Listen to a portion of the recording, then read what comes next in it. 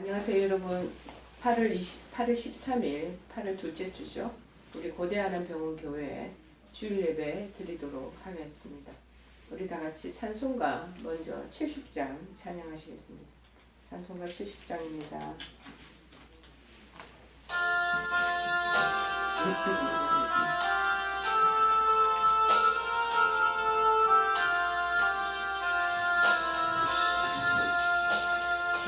피난처 있으니 환난을 당한 자 이리 오라. 땅들이 변하고 물결이 일어나 산 위에 넘치되 두렵지 않네. 이방이 떠들고 나라들 모여서 진동하나. 우리 주 목소리 한 번만 바라면 천하의 모든 것 망하겠네. 만유주 하나님 우리를 도우니 피난처요. 세상의 난리를 그치게 하시니 세상의 장검이 쓸데없네. 높으신 하나님 우리를 구하니 할렐루야.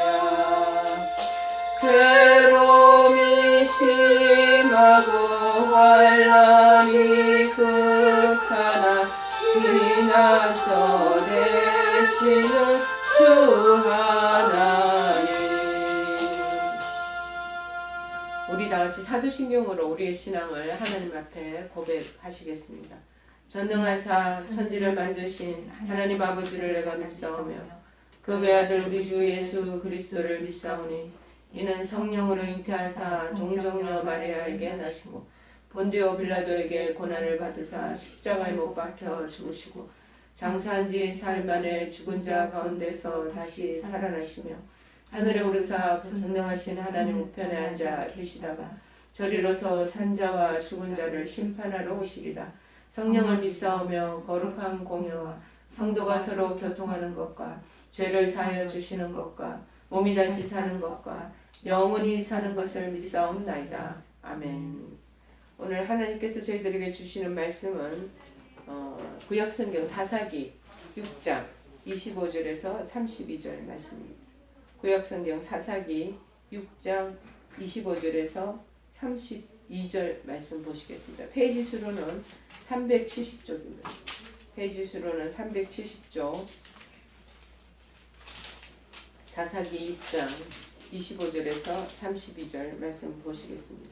370쪽입니다. 다 찾으신 줄 알고 제가 공독해 올리겠습니다. 그날 밤에 여호와께서 기드온에게 이르시되 내 아버지에게 있는 수소 곧 7년 된 둘째 수소를 끌어오고 내 아버지에게 있는 발에 제단을 헐며 그 곁에 아세라 상을 짓고 또 이 산성 꼭대기에 내 하나님 여호와를 위하여 규례대로 한 제단을 쌓고 그 둘째 수소를 잡아 내가 찍은 아세라 나무로 번제를 드릴지니라 하시니라. 이에 기드온이 종 10사람을 데리고 여호와께서 그에게 말씀하신 대로 행하되 그의 아버지의 가문과 그 성읍 사람들을 두려워하므로 이 일을 감히 낮에 행하지 못하고 밤에 행하니라. 그 성읍 사람들이 아침에 일찍 일어나본즉 바알의 제단이 파괴되었으며 그 곁에 아세라가 찍혔고 새로 쌓은 제단 위에 그 둘째 수수를 드렸는지라. 서로 물어 이르되 이것이 누구의 소행인가 하고 그들이 캐어 물은 후에 이르되 요아스의 아들 기드온이 이를 행하였도다 하고 성읍 사람들이 요아스에게 이르되 내 아들을 끌어내라. 그는 당연히 죽을지니 이는 바알의 제단을 파괴하고 그 곁에 아세라를 찍었음이니라 하니 요아스가 자기를 둘러싼 모든 자에게 이르되 너희가 바알을 위하여 다투느냐? 너희가 바알을 구원하겠느냐? 그를 위하여 다투는 자는 아침까지 죽임을 당하리라. 바알이 과연 신일진데 그의 제단을 파괴하였은즉 그가 자신을 위해 다툴 것이니라 하니라. 그날에 기드온을 여룹바알이라 불렀으니 이는 그가 바알의 제단을 파괴하였으므로 바알이 그와 더불어 다툴 것이라 함이었더라. 아멘. 오늘 말씀의 제목은 현대판 바알과 아세라상은 이라는 제목입니다.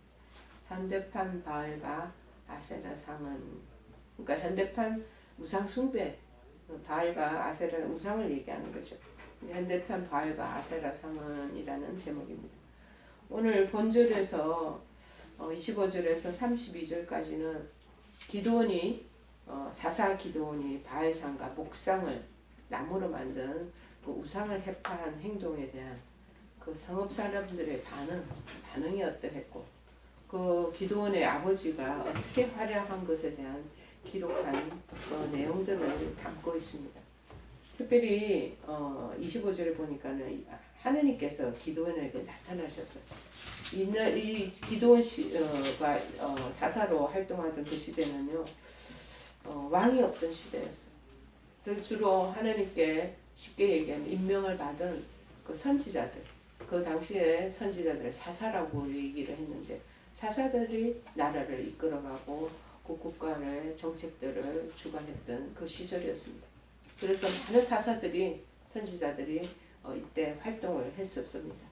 그런데 이스라엘 사람들이 그 여호와 앞에서 악을 행하였다 하고 6장 1절 초반절에 얘기를 합니다. 악을 행했다는 건 뭐냐? 하나님을 숭상하는 게 아니고 숭배하는 게 아니라 우상을 숭상하는 우상 제일주의로 나갔던 그러한 문화와 정서가 있었던 그 시절이었던 것 같습니다.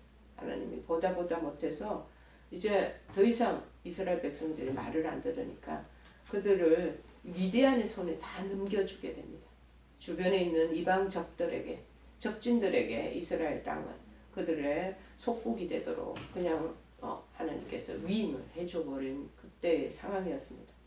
그만큼 이스라엘 백성들이 하나님 섬기기보다도 이 우상 주변에 가나안족들이 생기면서 섬겨왔던 그들의 쉽게 얘기하면 이방 신들을 그렇게 또 섬기는 거예요. 우상 숭배를 하는 거죠. 하나님 그래서 이방 지역에 있는 나라들이 쳐들어와서 그들의 속국이 되도록 하나님께서 방치해 놓은 그런 시간이었습니다. 이때 등장한 사람이 하나님께서 또다시 요아스의 아들 기드온을 하나님께서 뽑아내시는 거예요. 이제 유명한 이 기드온에 대한 사명을 받을 때 그 얘기는 참 저나 여러분들에게 많이 알려져 있는 그 내용입니다. 처음에는 하나님이 선지자를 뽑을 때, 사사를 뽑을 때 그것을 마다하고 그 사명을 감당하지 않으려고 했던 일들이 많이 있었는데 그런데 손뭉퉁이 쉽게 얘기하면 그것을 가져와서 하나님이 저를 이렇게 부르시는지 안 부르셨는지 거기에 대한 것들을 이슬이 맺히냐 안 맺히냐에 대한 것들을 하나님 앞에 얘기했던 그 내용들이 초기 사명 감당할 때 있었습니다. 이제 기드온이 이제 활약을 시작하는 거죠. 근데 이제 하나님 직접 기드온에게 명령을 내리시는 거예요. 바알의 제단을 헐고 아세라상을 다 찍어버려라. 그래서 아세라 나무로 번제를 올려라. 나를 위하여 여호와께서 명령하셨습니다. 그런데 이제 밤에 일들 자행하게 되는 거죠. 낮에 하려니까 사람들 눈길이 무서운 거죠. 인간적인 연약함이 이때 또 드러나는 거. 우리가 하나님의 명령을 받지만 또 우리 사는 이 땅의 세상에 쉽게 얘기하면 고을 사람이나 주변의 성주민 사람들이 지켜보는 대낮에는 이런 것들을 할 수가 없잖아요.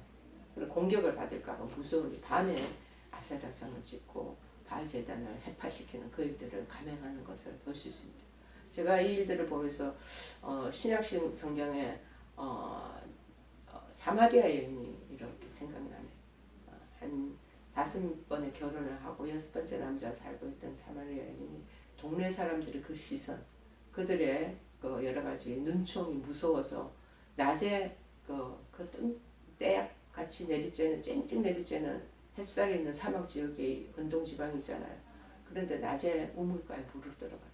그때 그 당시에는 주로 선선한 석양이 지고 나면 그때 물 들어가는 그런 동네 사람들의 그 풍습이 있었던 것 같습니다. 그런데 자기의 소문이 너무 나쁘게 나니까 그러니 낮 시간에 아무 사람들이 없을 때 흔적이 없는 그때 우물가에 물 길러 갔다가 예수님을 만나게 됐던 그 사건이 기억이 납니다. 여러분 우리에게도 여전히 그런 마음이 있죠. 사람들이 두려워진 거죠. 사람들의 시선이 의식이 되는 거죠. 그들의 눈총이 그들의 또 나에 대한 평가가 두려운 그런 시절은 시각은 옛날이나 지금이나 똑같은 것 같습니다. 그래서 이제 밤에 살롱이 가서 다 그것을 다 부셔버린 거예요. 자, 그랬더니 아침에 일어나서 보니 성읍사람도 바알의 제단이 이제 자기네들 제사시대로 올라갔더니 다 파괴되고 찍혀 있는 거예요. 너무 놀라는 것이 이것이 도대체 누구 소행인가? 일일이 사람들이 다 케어 묻는다. 29절에 보니 케어 물었다. 누가 이 바알 제단을 감히 건드렸느냐? 소상이 조사를 했다는 내용이죠. 성읍 사람들의 소행을 지금 하나하나 지금 점검하면서 넘어가고 있습니다. 이러한 조사 행위는 기도원이 살고 있는 그 사람들, 성읍 사람들 얼마나 바알을 열심히 섬겼는지, 얼마나 열정적이었는지를 역력히 보여주고 있는 장면인 것이죠. 자, 그러되 가로되 기도원이 이를 행하였나이다. 29절에 얘기합니다. 성읍 사람들도 모르게 밤에 살금살금 가서 그 일을 행했는데 그 밤에 아무도 본 사람이 없을 것으로 알고 있었단 말이죠. 그런데 누가 이 일들을 이제 쉽게 얘기하면 고자질을 하느냐? 기도원이 일을 행하였다. 우리가 짐작하는 거죠. 누구냐 하면은 이 일들을 27절에 보면 기도원이 종 10사람을 데리고 갔다. 그러니까 종 10명 중에 한 사람이 실토했을 가능성을 우리는 충분히 볼 수 있을 것입니다. 총 10명 중에 한 사람이 실토했기 때문인 것. 30절에 그래서 성읍 사람들이 그 아버지 요아스에게 네 아들 끌어내라. 그가 당연히 돌팔매질 받아서 죽을 거다. 라고 으름장을 놓기 시작합니다. 이스라엘 사람 중에 우상을 숭배하는 자는요. 주로 그 당시에 그 성읍 사람들이 그들을 끌어내어 우상 숭배하는 것들에 대한 걸 반역하면은 공개하에 사람들이 다 모여있는 쪽에 돌로 쳐 죽이는 거.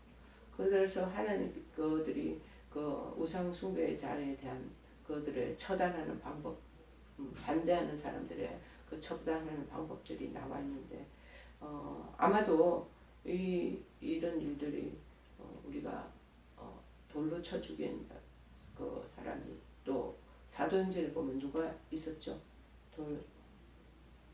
복음을 전한다고 해서 바울이 돌로 쳐 죽인 스데반 있죠. 스데반 있고 또 이제 요한복음 8장인가 보면은 가늠한 여인에 대한 그렇게 옛날에는 그렇게 범죄하고 기준 이스라엘 그 해벽아에 규약 마을 사람들이 잘 지키지 못하면 돌로 그렇게 던져가지고 다 죽였던 것 같습니다.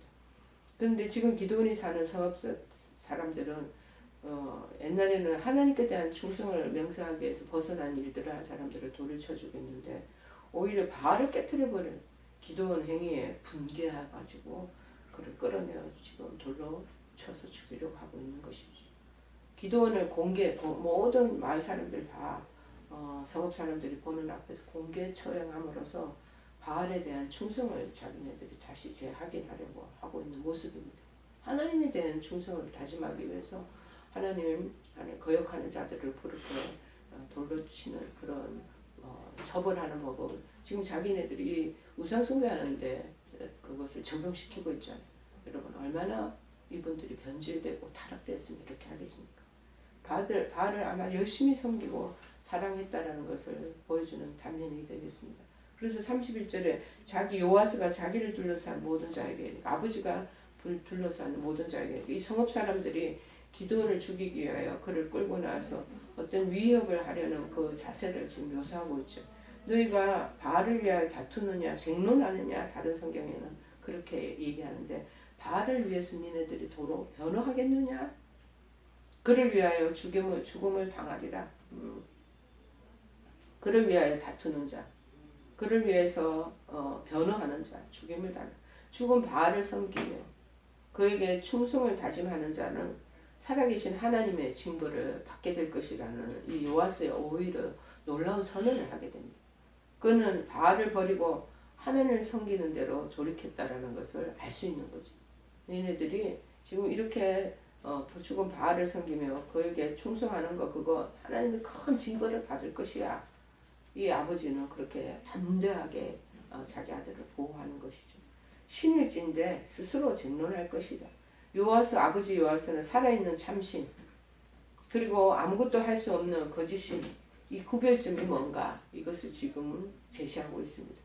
자, 구별점은 뭐냐? 그 바알신이 기도를 징벌을 하든지 아니면 하나님이 너희들을 징벌을 하든지 이게 바로 참신과 아닌 신이 구별할 수 있는 것 그것이 기준점이다 라는 것을 보여줍니다. 지금 요대 시대는 일어날 수 없는 일이지만 그 당시 시대 때는 하나님께서 또 그대로 역사하신 것 같아요. 위에서 처음 불이 내리든지 그래서 아니면 동네 사람들이 돌팔매질을 해서 쳐 죽이든지 뭐 그런 일들이 있었던 것이죠. 자, 요아스가 이 말을 왜 했느냐? 신일지인데 스스로 바알이 과연 신일지 그 제단을 파괴하였은즉 그가 자신을 위해 다툴 것이냐? 우리 아들 죽일 수 있지 않냐? 내버려 둬봐라. 바알이 경로하지 해서 처벌할 것 아니겠느냐? 이렇게 담대하게 얘기를 합니다. 자, 이 요아스가 초창기에는 바알을 섬겼던 것 같습니다. 그랬는데 바알 편을 들지 않고 오히려 하나님을 믿는 기도원 아들 편을 든 것은 우리의 일이다라고 학자들은 말하고 있습니다. 그래서 이 아들 기도원에게 큰 힘이 되지 않았을까? 아버지가 이제 같은 편이 되어서 그렇게 자기를 지지해 주니까. 그런데 요아스가 이 말을 한 것은 바알이 무능력하다는 것을 얘기하는 것이죠.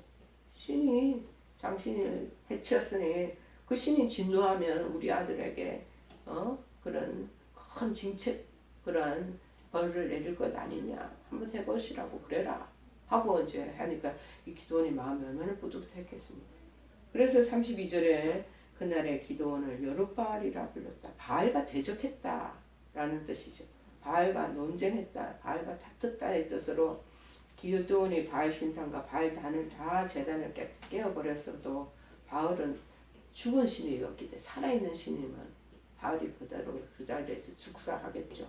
죽은 신이었기에 어떠한 보복 조치도 취할 수 없는 거짓 신임을 이 아버지 요아스가 지금 조소하는 그러한 내용을 담고 있습니다. 오늘 이 본문에서 기도원이 미디안 족속의 우상 바알 아세라 이 단 찍어 헐어버리는 장면.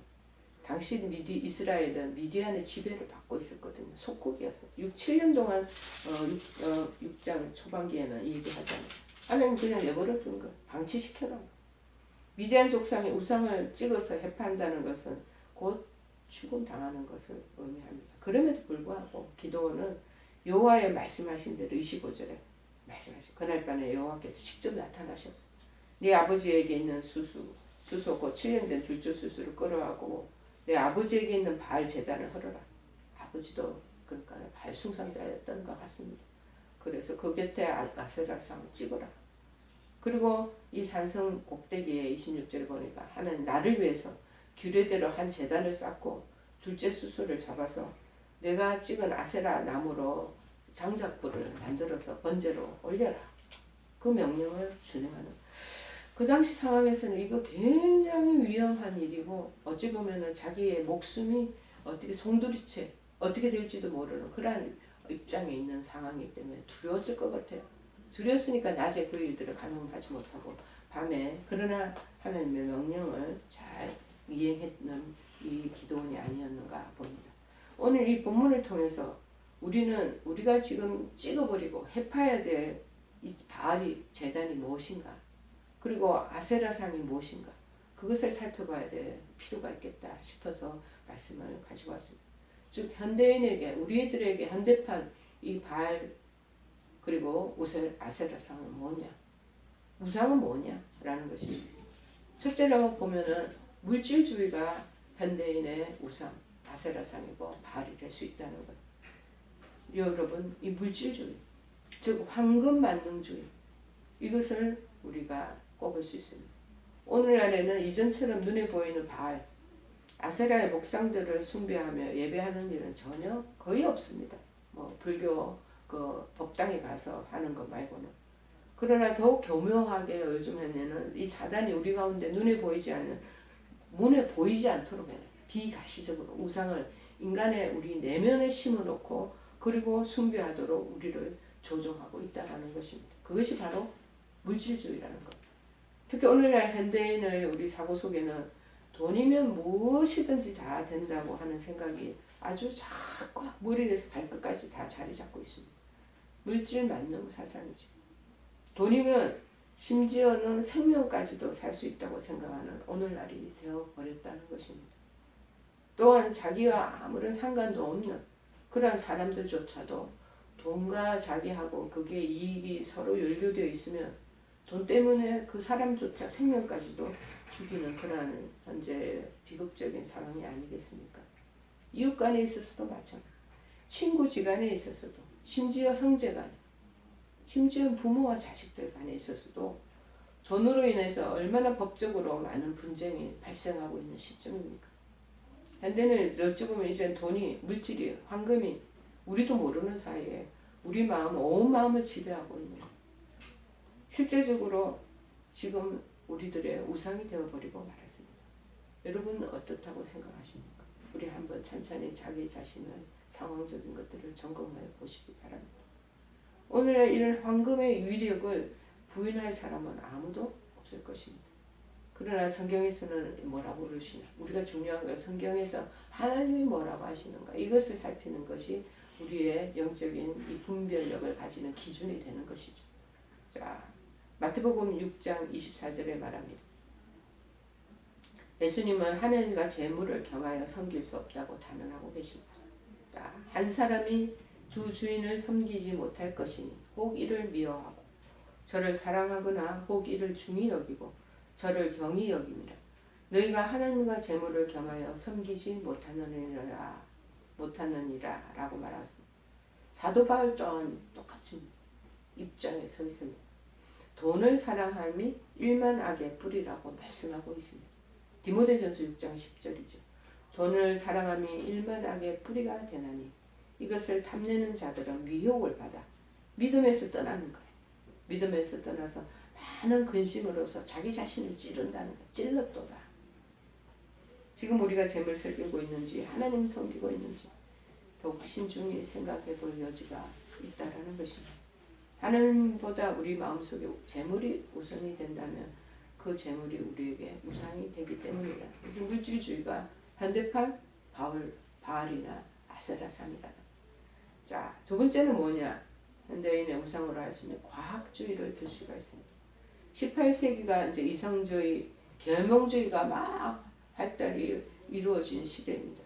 그 시대 이후에 인간은 신적인 하나님에서 주시는 그 신적인 명령보다 인간 자신의 이성, 이 이성을 더욱 신뢰해 왔습니다. 그래서 우리가 믿는 모든 것을 과학적인 검증의 토대 위에서 재해석하고자 노력해 왔다는 것입니다. 그래서 이제 현대인에게는요, 과학적인 판단이 신적 권위를 지니게 되었다. 과학이 이제는 하나님 계시는 그 머리 위에, 하나님 위에 딱 올라서서 군림하고 있다는 것입니다. 자, 그 상황적인 걸 보면 어떻습니까? 우주를 향해서 발돋움하고 있는 인공위성 막 쌓아 올리고 그러고 있잖아요. 이때 예수님의 초자연적 이적들, 기적들, 이거 한낱 신화에 불과한 것이다 라고 치부해서 버리는 사람들이 많이 생기게 됩니다. 예수님이 행한 모든 이 기적이나 이적들은 과학으로 규명이 되어야 된다. 이 과학의 눈으로 봐야 된다. 이성의 눈으로 봐야 된다. 지식의 눈으로 봐야 된다 하는 직관이 생기기 시작한 것입니다. 그런데 그렇게 과학적으로 규명되지 아니한 모든 것은 다 허구다. 픽션이다. 다 지어낸 얘기다 라고 말하는 것이죠. 이제 그러다 보니 현대인에게는요, 하나님을 향한 신앙이 자리 잡을 곳이 없어지게 돼버리는 거예요. 점점점 이제 교회 온 서구 지역에 보십시오. 유럽 지역에 건물만 둥그러니 남아있지 크리스찬들, 그리스도인들의 그러한 숫자가 점점점 감소되고 거의 없다시피 되지 않았습니까? 서구에서 이 계명주의가 18세기에 발생한 이후로 일어난 현상입니다. 미국은 또 어떻습니까? 미국도 마찬가지입니다. 점점점 교단의 위세가 축소되고 있습니다. 저도 한 번씩 미국에 이제 목회하시는 미국 교회를 목회하는 여자 목사님 후배가 있습니다. 한 번씩 전화하고 연락을 하는데 그 지금 UMC LA에서 좋은 지역에서 목회 한 130명 정도 미국 백인들을 중심으로 목회를 하고 계시는데요. 얘기를 들어보면 참 이런 기존 우리가 생각하는 전통적인 문화, 기독교 문화에서 많이 벗어나 있다라는 것을 느끼게 됩니다. 이제 자리를 잡을 곳이 점점 없어지고 과학과 이성을 쫓아서 사는 그런 현상이 되고 막 제4차 혁명 시대, AI 시대가 오면서 더 그렇게 될 것입니다. 이제 그자 신앙이 있어야 할 자리에 이성이 자리 잡고 과학이 따른 번연이 자리 잡기 시작했다는 겁니다. 실제로 이제 사단은요 역사의 흐름 가운데서 교모하게 하나님을 배반할 우상을 우리한테 심겨주고 하나님과 우리 가운데 떡하니 거기에 중간 지점에 그 우상을 세워놓고 있다라는 것이. 그래서 들어가지도 못하게 하나님과 가까이 나가지도 못하게 하고 있다는 것이. 자, 이런 과학과 이성주의의 그 이전의 그 뒷배경에는 사단이 쫙 교묘하게 자리 잡고 있다는 것을 우리가 기억해야 할 것입니다. 그래서 이 사단의 계략에 빠져서는 안 되는 것이죠. 물론 과학이 우리의 생활에 많은 발전, 많은 진보를 가져다 주었습니다. 인류에게 필요한 학문임에는 틀림이 없습니다. 하지만 이것이 전부는 아니라는 것입니다. 하나님께서는 도로 그 과학 위에 이성 위에 버젓이 지금도 살아계셔서 운행하시고 통치하시고 주관하고 계신다는 것을 우리가 기억해야 할 것입니다. 그분이 모든 만물을 붙드시고 있다고 얘기하고 있습니다.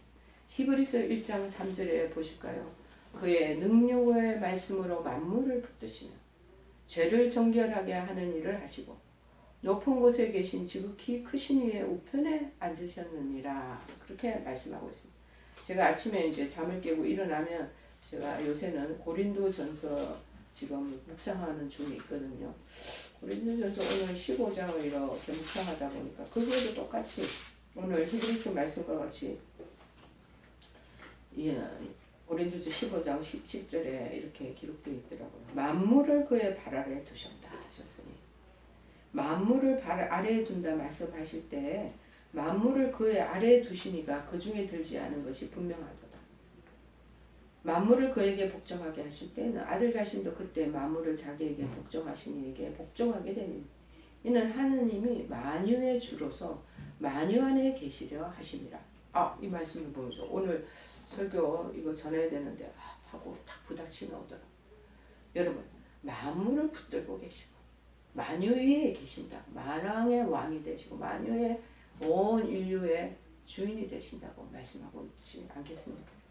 여러분 그 과학이 하나님 위에 군림하고 서게 된다는 것은 우상과 마땅히 같은 우리가 문맥이라고 해석을 해야 될 것입니다.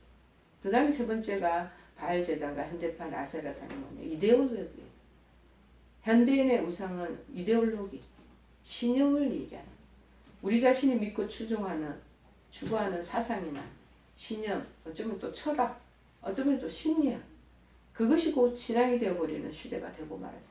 그 심리학 흐름 속에 나오는 또 카운셀링이 나오는 거죠. 그래서 저도 상담할 때 굉장히 조심스러워요. 이것이 인간의 머리에서 나오는 심리학의 근거에서 나오는 얘기인가 영적인 그 흐름에서 하나님 주시는 메시지인지 이것을 상담하면서 그것을 잘 분별하면서 전해야 되고 그것을 잘 상담해 나가야 되는 것입니다. 창조주 하나님께 대한 존재의 바탕을 둔 신앙입니다. 그래서 한낱 이거 시대착오적이고 시대 유물적인 신앙 형태로 씌워버리는 그러한 오늘을 우리는 살아가고 있습니다. 하나님하고 관계된 거, 교회와 관련된 거, 신앙과 관련된 거, 이거 듣기 싫어요.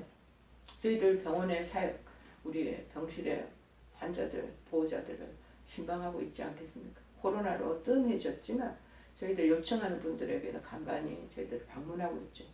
하나님에 대한 얘기를 꺼내면 저희들 참 조심스럽습니다. 정말 구약시대에 있었던 하나님의 역사와 이런 부분들을 아주 입으로 바로 선포하고 싶은데 그러면 전부 다 이 부분이 거부 반응으로 이분들이 마음을 거리를 두게 될까봐 참 조심스럽게 이렇게 접근해 가는데 어떨 때는 이런 게 제가 또 마음에 들지도 않을 때도 있어요. 바로 하나님 말씀에 이 살아계신 하나님을 바로 복음적인 말씀으로 선포해야 되는데 이것을 그 사람 눈치 살피면서 이걸 잘 보담아서 복음을 전해야 되는 게 참 어떨 때는 제가 언짢을 때도 많습니다. 바로 그냥 전하고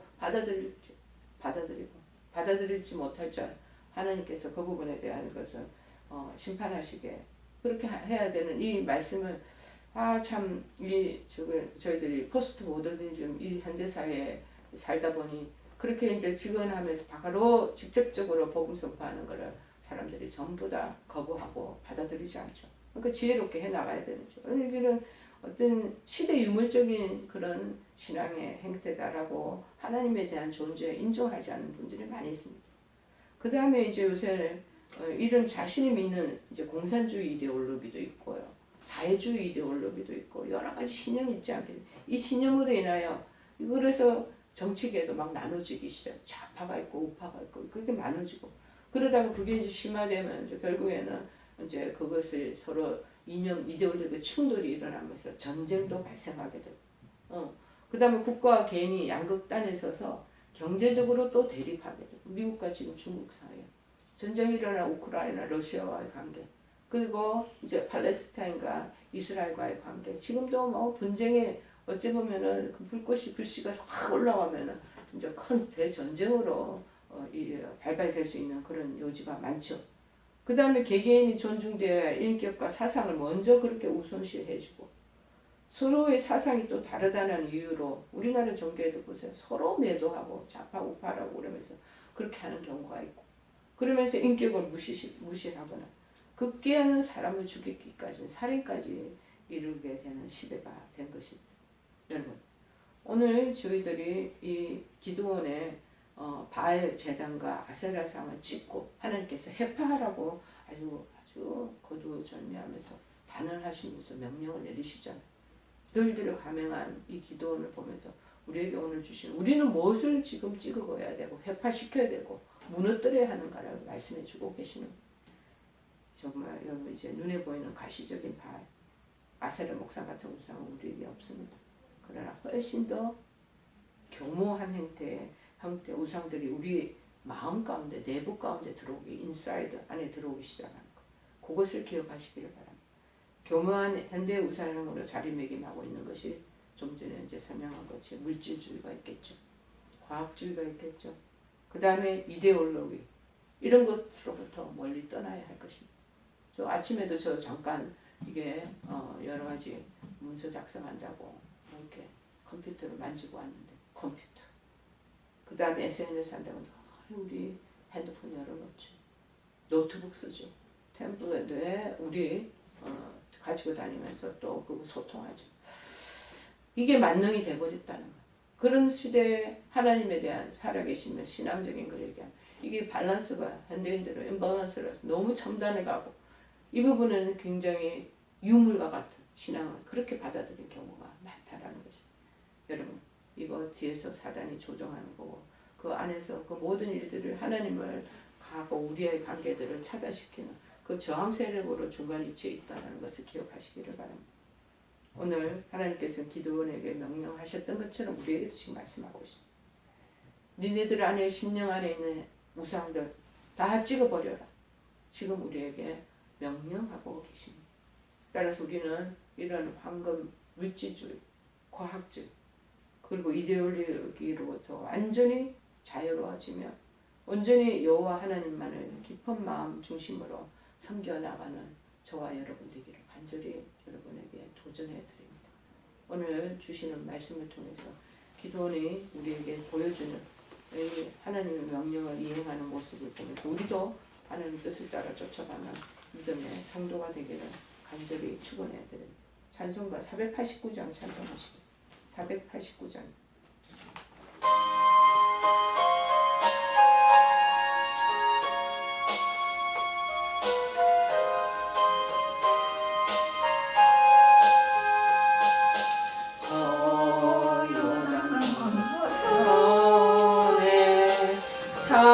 찬란하게 되는지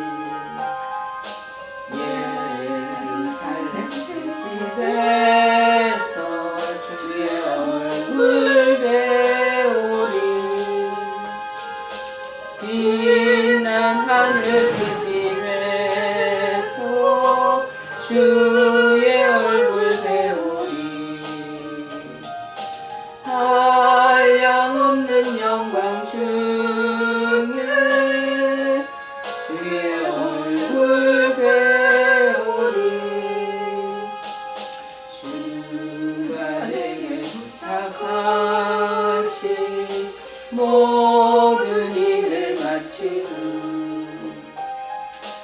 예비하신 그 집에서 주의 얼굴 배우리 빛난 하늘 그 집에서 주의 얼굴 배우리 한량없는 영광 중에 주의 얼굴 배우리 성도들이 함께 모여 할렐루야 부를 때 나도 기쁜 마음으로 바답하여 부르리 빛난 하늘 그 집에서 주의 얼굴 배우리 한량없는 영광 중에 주의 얼굴 배우리 이 세상에 사는 동안 주의 일에 힘쓰고 썩을 장막 떠날 때에 주의 얼굴 배우리 빛난 하늘 그 집에서 주의 얼굴 배우리 한량없는 영광 중에 주의 얼굴 배우리 지금은 우리 주 예수 그리스도의 크신 은혜와 하나님 아버지의 지극하신 사랑하심과 성령님의 교통 역사 충만하신 은총이 우리 마음속에 자리 잡은 우상 정말 기도원이 발 그리고 아세라상을 다 찍은 것과 해판 것처럼 우리도 그 모든 것에서 벗어나고 참으로 무너뜨리며 하나님 안에서 신앙을 다시 회복하고 바로 세워 나아가기를 소망하고 그리고 하나님의 놀라운 치료를 경험하기를 원하는 사랑하는 모든 우리 성도들 머리머리 위에와 그의 가족들 위해 이 영상을 시청하는 모든 권속들 위해 지금부터 영원토록 함께 하옵시기만 간절히 축원하옵나이다. 아멘.